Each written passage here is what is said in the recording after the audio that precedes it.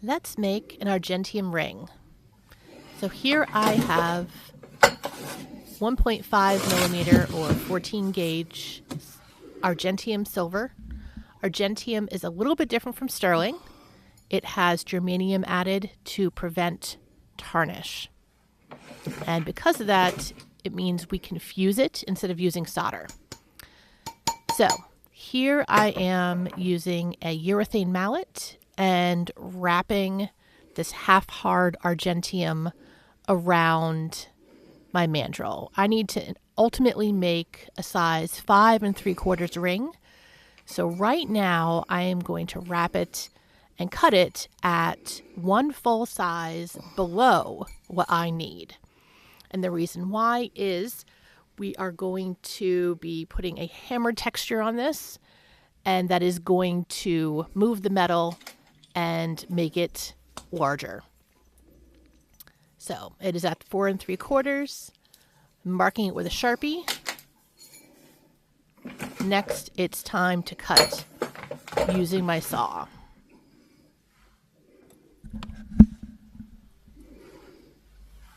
So I like to use size 2/0 blades. So I was just pointing out exactly where we're going to be cutting it. So I have both ends of the metal marked, and we are going to cut through both at the same time with our saw. The reason why is if we cut through both pieces, or both ends at the same time with the same pressure, same angle, same saw blade, when we line those two ends up, we should have a perfect join, because solder does not fill gaps. So we have to make sure we have an extremely clean join. Because this is half hard, I'm having a hard time moving it with just my hands. So I'm using my parallel flat pliers to get a good grip on it, especially since I had a finger injury on my left hand index finger, and the strength is just not what it used to be. So now I'm just clamping it down with some flat pliers just to make sure it is completely flat. You cannot see any light through that join, which is exactly what we want in order to have a good solid join. So because this is Argentium, I am going to fuse it instead of soldering it. So the flux I'm using for this is a purple flux specifically made for fusing versus soldering. It doesn't bubble up very much. It is a true liquid. I will include the name of it in the little info card down below. I can't think of it off the top of my head, but so next I'm going in with my butane torch. The reason why I'm going in with my butane torch is, one, I'm working out of my home studio and I'm not allowed to have acetylene in my house because our insurers would not allow it. Two, I want you to see what's going on here. So I just pointed out where the joint is, and you're going to keep your eye on that. So with the butane torch, the flame is not as powerful, and we can really keep an eye on what's going on here. So you can see that joint. Keep an eye on it. As we're heating it up, that Argentium is going to soften and semi-melt. And that is what is going to allow it to fuse together. So you will see the irregularities of where that joint is, the top and bottom edge, slowly go away as it is fusing. And there we go. It is just about fused. I'm going to keep going around a little bit longer. I want to be absolutely sure this is a good, strong join. The last thing I want is for a client's ring to break while they're wearing it.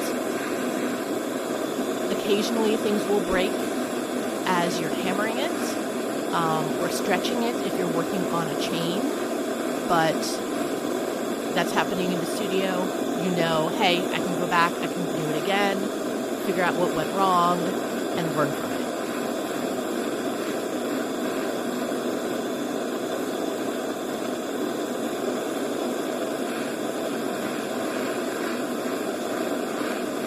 Argentium can be brittle, especially if you quench it while it is still rip-roaring hot. So I'm waiting a bit, going in with my regular tweezers, and it's a little stuck on there. Waited a little bit longer, as you can see with the jump. Got my copper tongs wet in order to get it off of there. You can see, you can't see that joint anymore. So I pickled it for a little bit. Now I'm going to get out my little black block by Deb Karash. It's a fantastic little tool. I like to use the back end as a bench block of sorts, mainly for flattening things such as this ring.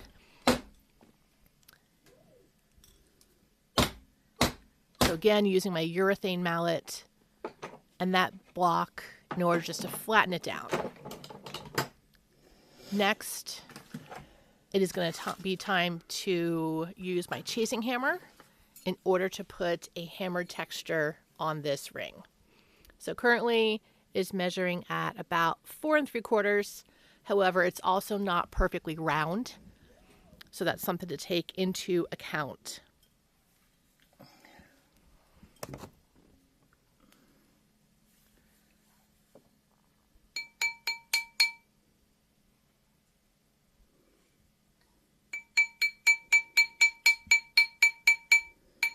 So I'm going to go across the entire circumference of this ring band while it's on the mandrel.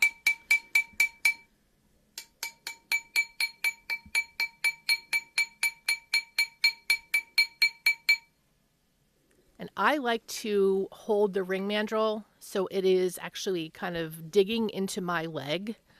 That way it's not up in the air. If you're holding it up in the air as well as trying to hammer on it at the same time, it's just going to be a mess. Like, it's going to be all over the place and you risk injuring yourself. All right, so now I'm going to put a little bit of texture on the front and back sides of this ring band using the same chasing hammer.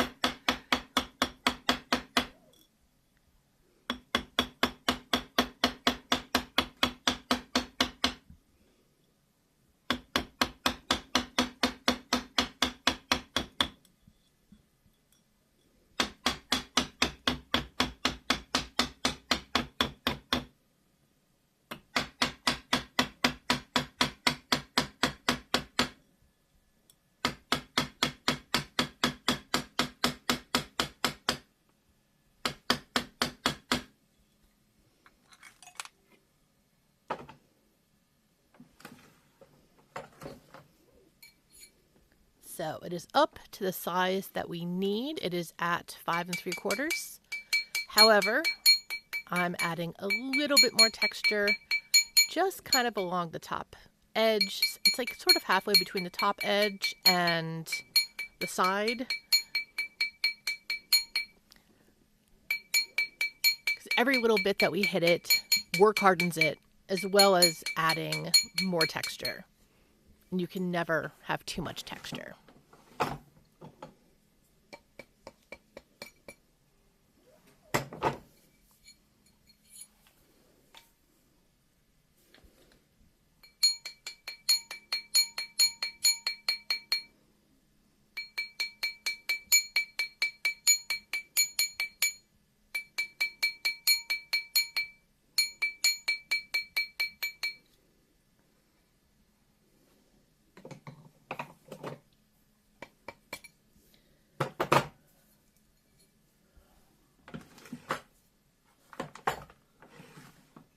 All right, hammering is done.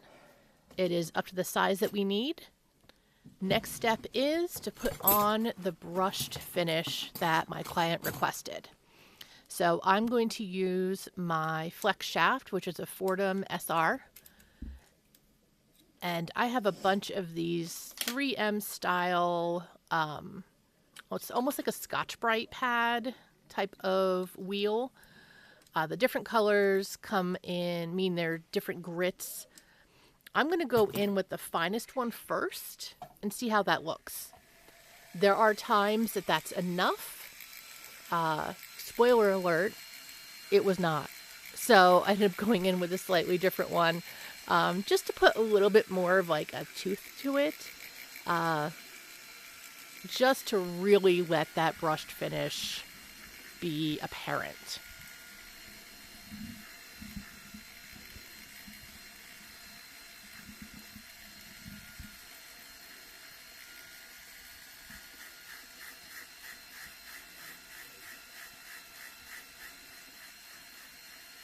So typically I do a lot of brush finishes using, I think it's ceramic cones in a tumbler, but that really doesn't do much on camera. And not everyone has a tumbler, especially if you're kind of just getting started. It can be a pricey purchase. So whether you're working with a Ford and Flex shaft or a knockoff or just a Dremel, all of them will work for doing a brushed finish.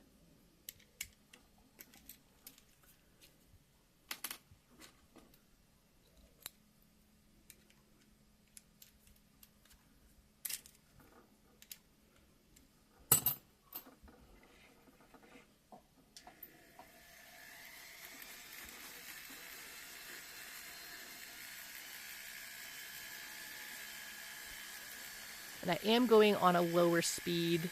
This isn't something that you want to go pedal to the metal on. Those little fibrous bits of, whatever that stuff is. It's fibrous and it can break off and go flying. So eye protection is a must.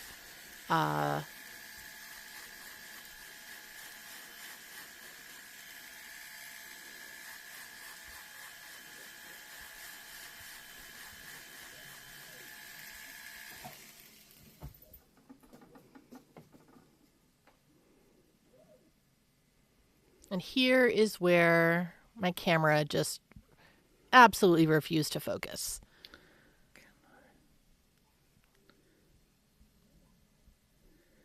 Oh, come on. It finally gets its act together after I hit a button or two. But there we go. A nice brushed finish on a delicately hammered texture. So, looking at this, I have a little imperfection there of where the join is.